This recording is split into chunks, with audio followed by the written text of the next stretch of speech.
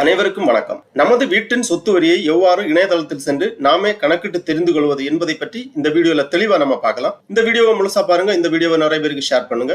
மனித சேவை சேனலை சப்ஸ்கிரைப் பண்ணாதவங்க சப்ஸ்கிரைப் பண்ணி பெல் ஐகானையும் பிரஸ் பண்ணுங்க. பேரூராட்சிகள் பகுதிகளில் உள்ள நமது வீட்டின் சொத்து வரியை இணையதளத்தில் சென்று நாமே கணக்கிட்டு தெரிந்து கொள்வதற்காக இந்த வெப்சைட்டை ஓபன் பண்ணிக்கோங்க. www.dtp.tn.gov.in, அதாவது டைரக்டரேட் ஆஃப் டவுன் பஞ்சாயத், பேரூராட்சிகள் இயக்ககம். இந்த வெப்சைட்ல தான் பேரூராட்சி பகுதிகளில் உள்ள நமது வீட்டின் சொத்து வரியை நாமே கணக்கிட்டு தெரிந்து கொள்ளலாம். இந்த வெப்சைட்டை ஓபன் பண்ணீங்கன்னா இதுல நிறைய தகவல்கள் எல்லாமே கொடுக்கப்பட்டுள்ளது. இதுல அப்படியே கொஞ்சம் கீழே வந்தீங்கன்னா சொத்து வரி கணக்கீடு அந்த மாதிரி கொடுத்திருக்காங்க. நிலுவைத் தொகையை சரிபார்க்க, விரைவான பரிவர்த்தனை, ரசீது விவரங்கள் அந்த மாதிரி கொடுத்திருக்காங்க. இதுல நம்ம இப்போ சொத்து வரி கணக்கீடு இந்த டேப்பை கிளிக் பண்ணிக்கோங்க. இந்த இணையதளத்துல லாங்குவேஜ் 2 லாங்குவேஜ்ல இருக்கு. தமிழ் கொடுத்திருக்காங்க, ஆங்கிலம் கொடுத்திருக்காங்க. உங்களுக்கு தமிழ் வேணும்னா தமிழ் செலக்ட் பண்ணிக்கலாம், இல்ல ஆங்கிலம் வேணும்னா நீங்க ஆங்கிலம் செலக்ட் பண்ணிக்கலாம். இங்க மேலே ரைட் சைடுல ஒரு ஆப்ஷன் கொடுத்திருக்காங்க.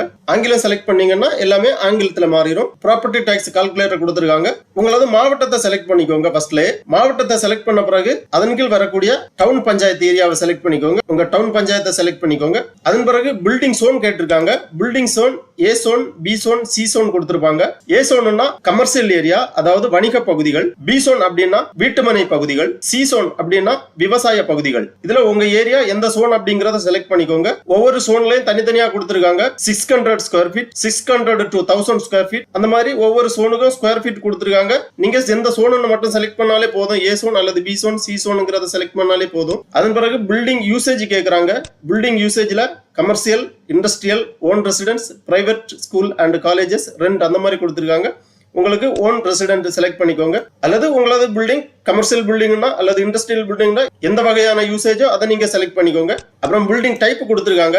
பில்டிங் டைப்ல 3 விதமா கொடுத்திருக்காங்க. ஆர்சிசி, தட் ஷீட், டைல்ட் அந்த மாதிரி கொடுத்திருக்காங்க. ஆர்சிசி அப்படின்னா ரீஇம்போஸ்ட் காங்கிரீட், காங்கிரீட் வீடுகள். தட் ஷீட் அப்படின்னா தகரக்கூரை வேயப்பட்ட வீடுகள் அல்லது ஓட்டு வீடுகள். இதுல உங்களுக்கு எந்த விதமான வீட்டு வகையோ அதை செலக்ட் பண்ணிக்கோங்க பில்டிங் டைப்ல. அப்புறமா பில்டிங் ஏஜ் கேக்குறாங்க. அதாவது உங்களது கட்டிடம் கட்டி எத்தனை ஆண்டுகள் ஆகியிருக்கின்றது என்பதை பற்றி. பிலோ 5 வருடங்கள், 5 வருடம் டு 15 ஆண்டுகள், 15 டு 25 ஆண்டுகள், 25 ஆண்டுகளுக்கு மேல் அந்த மாதிரி கொடுத்திருக்காங்க. உங்களோட பில்டிங் ஏஜ் செலக்ட் பண்ணிக்கோங்க. அப்புறமா டோட்டல் ஸ்கொயர் ஃபீட் கேக்குறாங்க. Total area in square feet, அதாவது உங்க கட்டிடத்தின் ஏரியா ஸ்கொயர் ஃபீட்ல என்டர் பண்ணிக்கோங்க.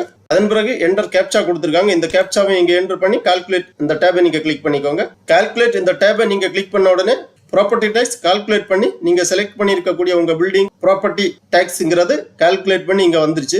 ஃபர்ஸ்ட்ல கொடுத்திருக்காங்க பில்டிங் யூசேஜ், நீங்க செலக்ட் பண்ணிருக்கக்கூடிய பில்டிங் யூசேஜ் கொடுத்திருக்காங்க. அப்புறம் டாக்ஸ் ரேட் கொடுத்திருக்காங்க. Zone into usage per square ஃபீட்டுக்கு கொடுத்திருக்காங்க. அப்புறமா மந்த்லி ரெண்டல் வேல்யூ கொடுத்திருக்காங்க. Monthly rental value building area into zone base value. Annual rental value கொடுத்திருக்காங்க. Monthly rental value into 12 month. அப்புறம் பிளாட் வேல்யூ கொடுத்திருக்காங்க.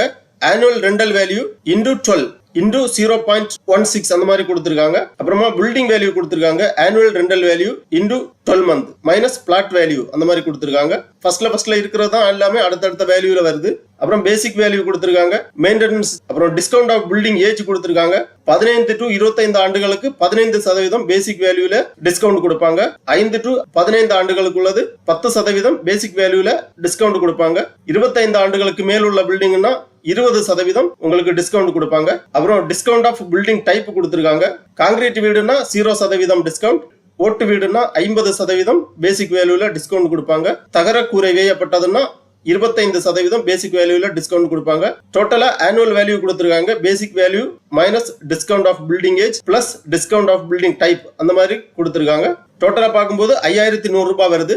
இதுல ஹாஃப் இயர்லிக்கு கொடுத்திருக்காங்க. General tax value, annual value into 10%, அப்புறம் library cess value, education tax, property tax, டோட்டலா general tax plus library cess plus educational tax 561 ரூபாய் கொடுத்திருக்காங்க. ஹாஃப் இயர்லிக்கு சொத்து வரி எப்பவுமே ஹாஃப் இயர்லிக்கு தான் கால்குலேட் பண்ணுவாங்க. 6 மந்த் பிளஸ் 6 மந்த் அப்படி 1 இயருக்கு கால்குலேட் பண்ணி நம்ம கிட்ட வாங்குவாங்க.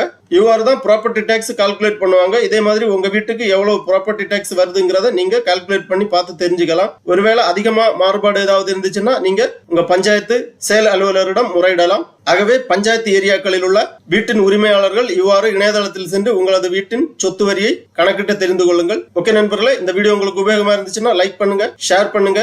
மனித சேவை சேனலை சப்ஸ்கிரைப் பண்ணாதவங்க சப்ஸ்கிரைப் பண்ணி பெல் ஐகானையும் பிரஸ் பண்ணுங்க. அனைவருக்கும் நன்றி, வணக்கம்.